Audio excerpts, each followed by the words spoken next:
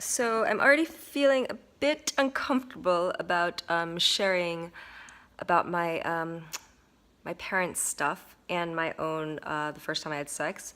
I've shared this before on YouTube videos, but I kind of felt like no one was watching and I didn't really promote it. So, but yeah, it's beginning. I mean, I need to. This is the whole thing with people, with nations, that we try to hide what's really going on, that we have secrets, and that creates disorder and disharmony because the truth needs to be revealed.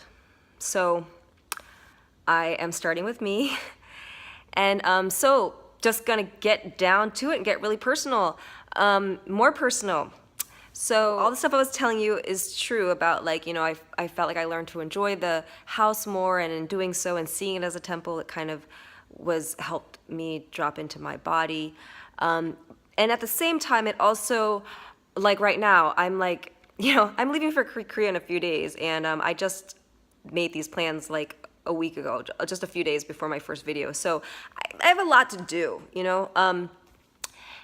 and even when I was doing the Airbnb for this, it's like, I would spend a couple days here, but it would always kind of, before I left, it would always be kind of like a rush, to like get it pristine and, take out all the trash, and there's no trash pickup here, and all that stuff. So it's that kind of feeling, like I feel like this is my last time being here, so I was actually cleaning out more stuff so that when the house sells in my absence, my parents aren't going to have to like clean out a bunch of my old stuff. So I'm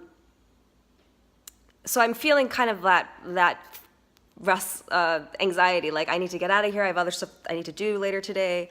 Time is passing, but I'm like keep finding more and more things to like clean and let go of.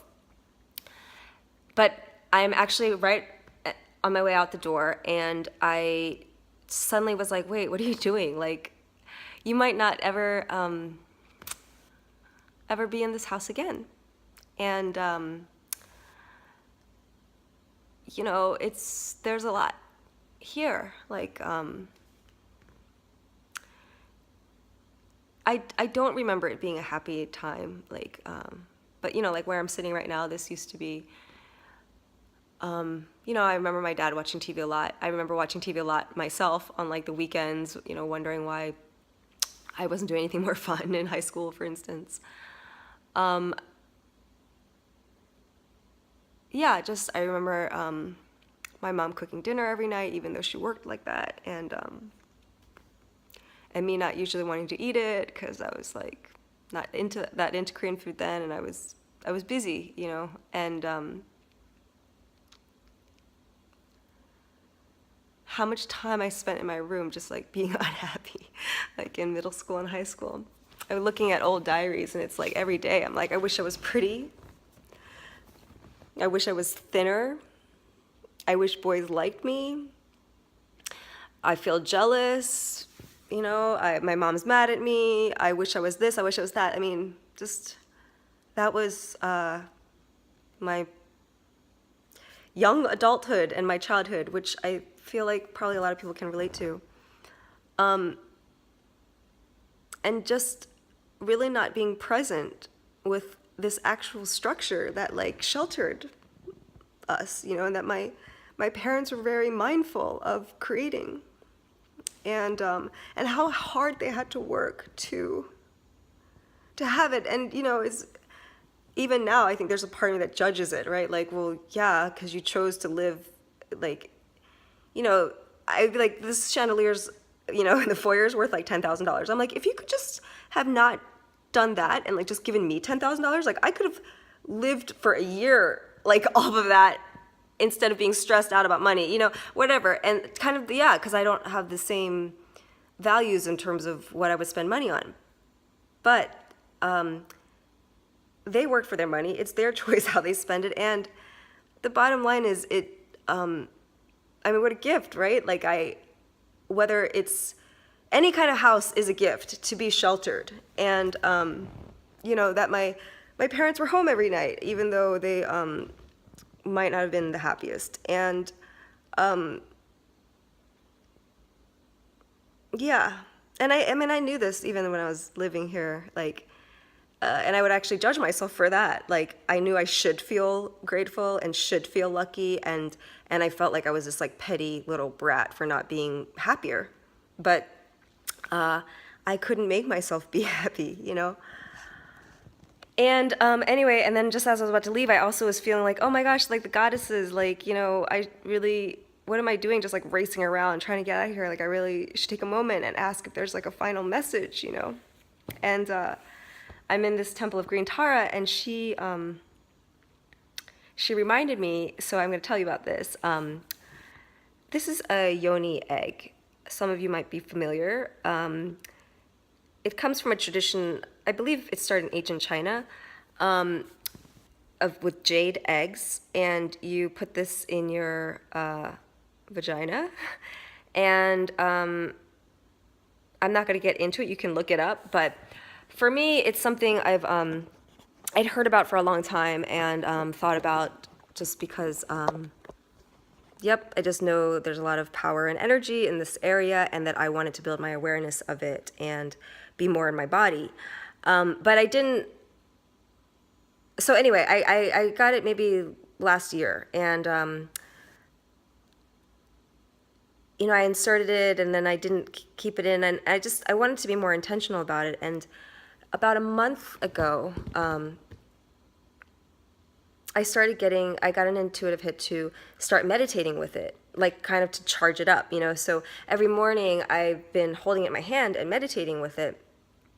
And then I would put it in this kind of like this fairy throne art piece that I have by the window that also has crystals on it. And I'm into crystals. I'm not way into them like some people, but I do believe in the power of stones. Just like the power of any natural element. And so and then, you know, I would come to the temple with it, and I suddenly had the idea to leave them in the certain rooms and have the goddesses bless them directly. And this feeling was that, you know, they're, like, the goddesses will always be with me. Like, of course, they're not only in this temple, right? I mean, there was something really beautiful about feeling that they were embodied in these rooms. Like, just the intentionality of the space does feel very special. And so that is, I think, what I'm kind of like, feel sad to let go of. But it's like the realization that like they're huge archetypal energies. They're always going to be with me anytime I want to call on them. And also, but the idea that they're charging this egg specifically, like blessing it, and that this egg will be in my body. And I believe, I'm not going to plan it, but I have a sense that it's meant to be in my body on the solar eclipse, the new moon.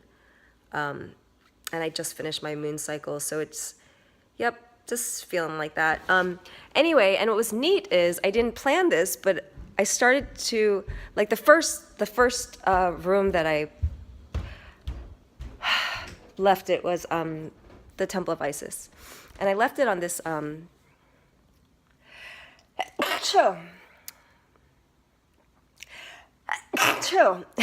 excuse me. I left it on this gilded candelabra.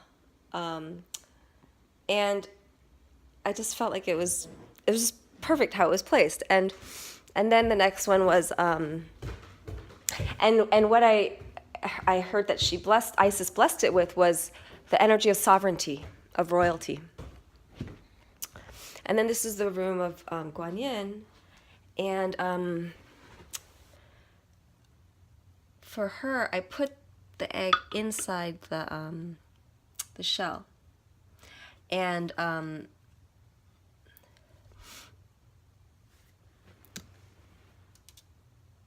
just thought it was a really lovely image. And she gave me deep rootedness. This was one of my favorite ones. This is the Temple of Hathor.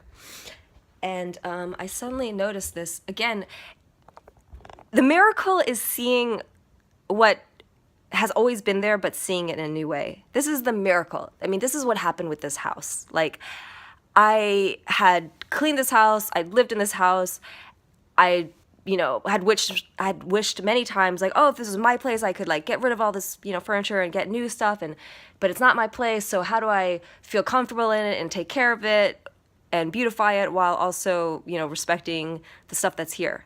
And I started to see everything with new eyes. And so I never really thought much about this thing. But then I was like, oh, it's 3 stags, okay, which has significance. I may talk about it another time. And the egg fit perfectly on the head of the antlers of the 3rd stag. And I mean, I just think that's fucking amazing. And it was clear vision, right? To have complete clarity. That was Hathor's gift to me. In Mother Mary's temple, the egg just wanted to be right in the middle of this bed. And again, I just really love that too. It's just like this tiny little egg on this really white, soft bed. And the message was spacious embrace. So to feel supported in a way that's like, yeah, expansive. Mary Magdalene was this rose. And it was about, she gave me open-heartedness. Yeah. Okay, so by this time I was doing it intentionally, right? Like the first one, putting it on the candle, that was just like, oh, I just need to put it somewhere so it doesn't roll. And then I started to kind of, once I realized, oh, these actually, where they are placed, it has meaning, I started to get into it. And so in the master bedroom in White Buffalo Woman, I couldn't think of a place because there's not much here. I mean, that's the thing also. We've cleared it of as much like clutter as possible. And then again, this thing, which I've never noticed or liked that much, it just looks kind of chintzy to me. But I realized it is a flowering fucking tree, and that has a lot of significance in all of my fucking stories. Well, 2 of them, which you will hear about later. So I put the little egg on the base of this flowering tree. There she is. And yeah, and it was like, I just appreciated that ornament so much more once I realized it was a flowering tree and it had significance. White Buffalo Woman. Yes, and so the last one, Green Tara, same thing. I was like, I'm not really feeling a place, and then I ended up putting it on the piano. And if you've seen that poem, Acceptance, you might see that significance. It's in that poem I talk about that there's a reason why pianos have so many keys, because we're not meant to we can't express our beauty through just middle C. And Green Tara's message was dancing, and it was about like, I mean, that's the thing with each of these blessings, they can be taken in many different ways, infinite ways really, but dancing, like being in flow, in rhythm, a dancing spirit. So these are gifts that I've been given. I'm going to carry them within my body, and like that image of Lakshmi in her temple that burned up the other day,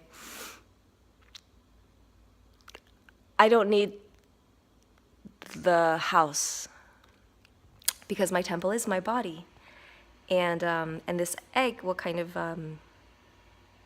embody those energies, help me embody them even more fully as my intention.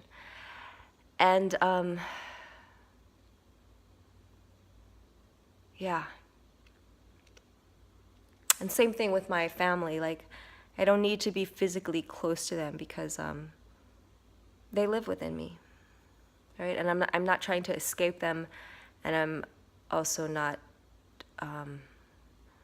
I think I'm still in the process, but I'm letting go of that feeling of I need to take care of them, or I owe them, or I need them in an attached sort of way.